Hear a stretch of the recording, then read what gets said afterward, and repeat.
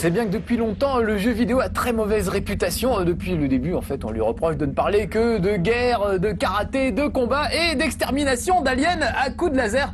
C'est vrai qu'on en a dégommé des dizaines de centaines de milliards de E.T. et de Alf depuis Space Invader. La mauvaise réputation du jeu vidéo vient surtout du shoot 'em up. Vous savez, ce genre de jeu où on est à bord d'un petit vaisseau et on tire sur tout ce qui bouge. Déjà, rien que le titre, évidemment, shoot 'em up, descendez-les tous, on se doute bien qu'on va pas faire dans la finesse. Et pourtant, certains shoot 'em up nécessitent beaucoup plus que de simples réflexes et un instinct de destruction digne d'un général serbe. Dans certains, il faut même réfléchir. Si. Et puis il y a des shoot 'em up où tout à coup l'univers guerrier des batailles spatiales laisse la place à un univers plus bucolique avec des petites fleurs des champs, des lapins bleus sauteurs, des statues de l'île de Pâques montées sur ressort et des danseuses du Lido avec leurs trucs à plumes. Au début, on se demande si les programmeurs ont pas un peu picolé ou fumé du jambon. Mais on y prend vite goût à ces petits univers colorés, délirants et diablement rafraîchissants. Un des tout premiers shoot 'em up à avoir osé faire le coup, c'est Fantasy Zone de Sega en 1986. C'était la première fois qu'on voyait des graphismes aussi verdoyants. C'est quasiment un shoot 'em up bio, regardez. Ne vous fiez pas à ce joli brin de muguet qui entoure le titre, c'est la guerre ici. D'ailleurs, ça commence comme la guerre des étoiles avec un il y a bien longtemps dans une lointaine galaxie qui vous explique que la Fantasy Zone est menacée par de redoutables ennemis comme ce redoutable hamburger, à moins qu'il ne s'agisse d'un redoutable crabe volant. Allez savoir.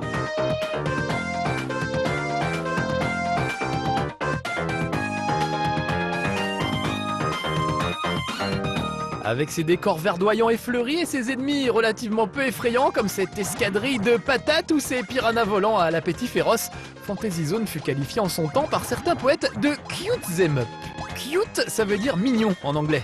Il faut dire que votre vaisseau spatial s'appelait Oppa Oppa, ce qui est assez peu banal dans les milieux militaires où on aime bien baptiser les vaisseaux de guerre avec des noms qui claquent, genre The Destroyer, The Annihilator ou le Clémenceau.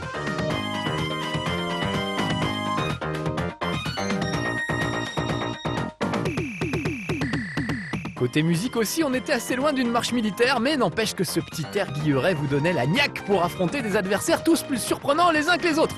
Une réussite à mettre au crédit de monsieur Hiroshi Miyoshi, à qui on doit les musiques de quelques-uns des plus grands jeux d'arcade de l'époque, comme Outrun, Afterburner, Hang-On ou Space Harrier.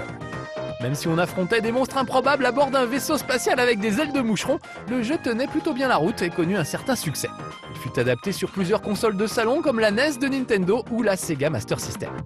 Le principe était simple, il fallait débarrasser chaque niveau de tous les monstres qui l'occupaient, aussi mignons soient-ils. Vous commenciez avec juste un canon laser et quelques bombes, mais vous pouviez acheter quelques petits gadgets pour aller plus vite ou balancer des tirs puissants, le genre de gâterie qu'on réserve en général aux terribles monstres de fin de niveau. Ici, une bûche tirelire relativement fragile.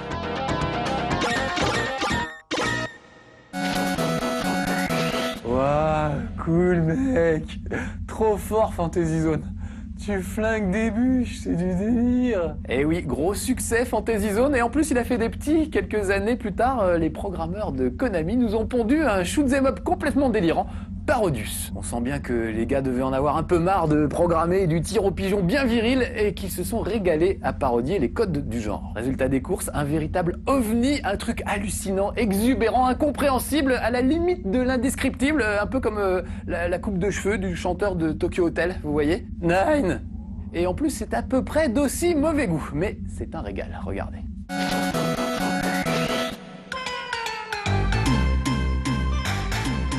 Ah, rien qu'avec la musique un peu pouette déjà, on comprend qu'on va se poiler. Ensuite, pour le vaisseau, vous avez le choix entre le modèle classique, le modèle rondouillard avec des petits bras qui pendouillent, le pingouin, alias Pantarou, la mascotte officielle de Konami, ou alors la pieuvre rose avec son torchon autour de la tête. Allez tiens, on va prendre ça. C'est pas tous les jours qu'on a l'occasion de faire la guerre de l'espace à bord d'un poulpe rougeau qui transpire du front.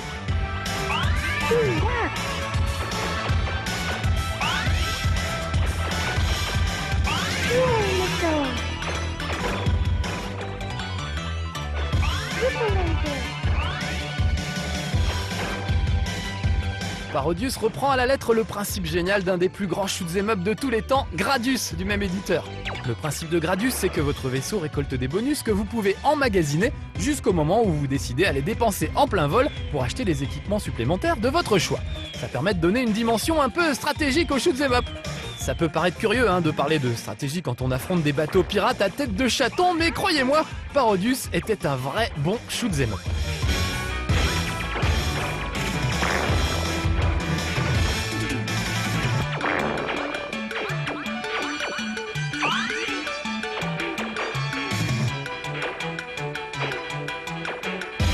Après tout, qui a décrété qu'un boss de fin de niveau devait forcément être un monstre baveux couvert de tentacules?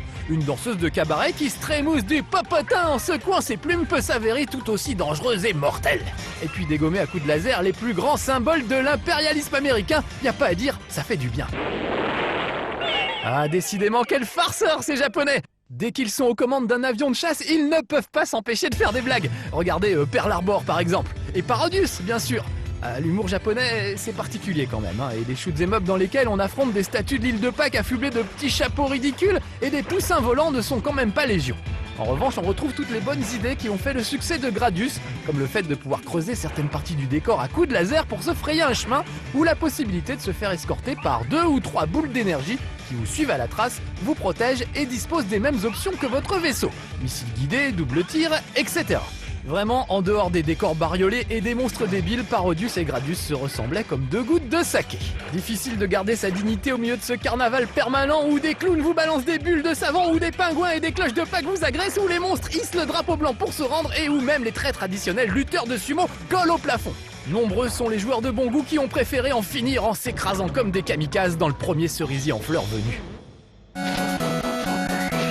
Des sumos qui collent au plafond, c'était vraiment du grand n'importe quoi ce jeu. Et si vous pensez qu'on a atteint des limites avec Parodius, eh ben détrompez-vous. Parce que figurez-vous que 4 ans plus tard, les allumés de chez Konami remettaient ça avec Gokuju Parodius, alias en anglais Ultimate Parodius. Et ça, pour être ultime, croyez-moi, c'était vraiment ultime. Si les poulpes volants, les forteresses spatiales composées de perles multicolores, les attaques de poulets rôtis et les chatons pirates vous ont un tantinet décontenancé, accrochez-vous à vos moumoutes parce que vous n'avez encore rien vu.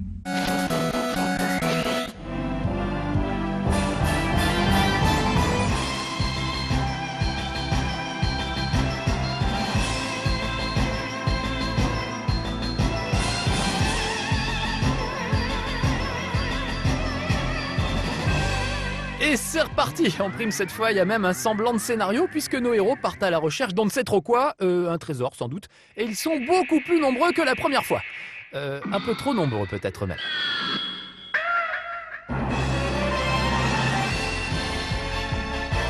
Cette fois, on peut jouer à 2 et chacun, bien entendu, peut choisir un personnage débile pour son vaisseau. Ça va de l'espèce de cochon volant à la pom-pom girl en passant par le poisson pas frais, la pieuvre à casquette ou l'inévitable pingouin. Côté musique, ça swing à l'ancienne, mais on aura rarement vu un jeu vidéo aussi disco au niveau des couleurs. Et même le fait de survoler un tas de poussins morts ne suffit pas à plomber l'ambiance survoltée du jeu.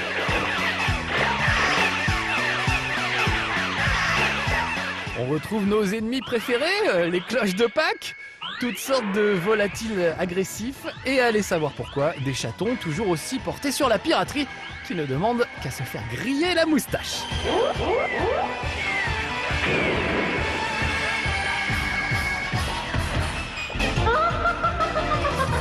Côté boss de fin de niveau, on a droit à Ariel, la petite sirène, à moins qu'il ne s'agisse d'Ariel Dombal. Après tout, tout est possible dans un Parodius, et j'avoue que l'idée de clouer le bec de cette grande pintade à coups de missiles guidés est assez séduisant. Les statues de l'île de Pâques font leur grand retour, montées sur ressort cette fois, ou maquillées à coups de truelle.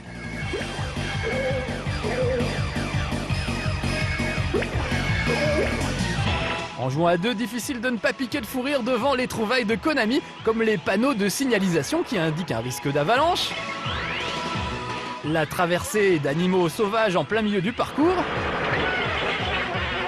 ou bien un risque de chute de points d'exclamation tout simplement. À chaque fois qu'on arrivait à la fin d'un niveau, on se demandait ce que les programmeurs allaient bien pouvoir nous sortir et on n'était jamais déçus. Statistiquement, la probabilité d'affronter au fin fond de l'espace une sorte d'oreiller en gelée de groseille qui aurait avalé une tome de Savoie cracheuse de laser est approximativement de 0,1 chance sur 70 milliards,4. De même, les chances de devoir échapper à un marteau pilonneur de crème anglaise, à des coquetiers sauteurs contenant des lapins pleurnichards, ou aux gambettes parfaitement épilées d'une danseuse du Lido qui lâche des perles atomiques, sont relativement faibles.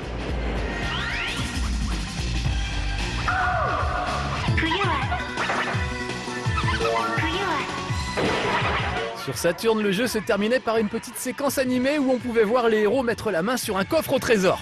Mais le coffre contenait en fait une petite bombe qui s'excusait poliment avant d'exploser et envoyer tout le monde flotter dans l'espace éparpillé par petits bouts façon puzzle. Une fin bien dans le ton de Parodius.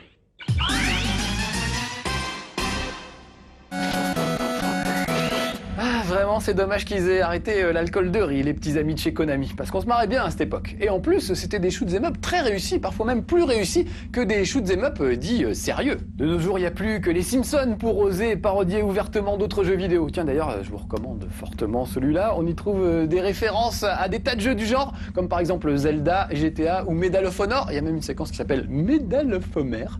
Et il y a surtout une séquence absolument mémorable qui se déroule dans l'usine où on fabrique les jeux vidéo et où on peut voir Mario et Sonic complètement crevés, lessivés au bout du rouleau. C'est vraiment très très drôle. Et c'est sur console nouvelle génération. Comme quoi, il n'y a pas que les vieux jeux et les vieilles consoles qui m'intéressent. Je sais aussi être de mon temps.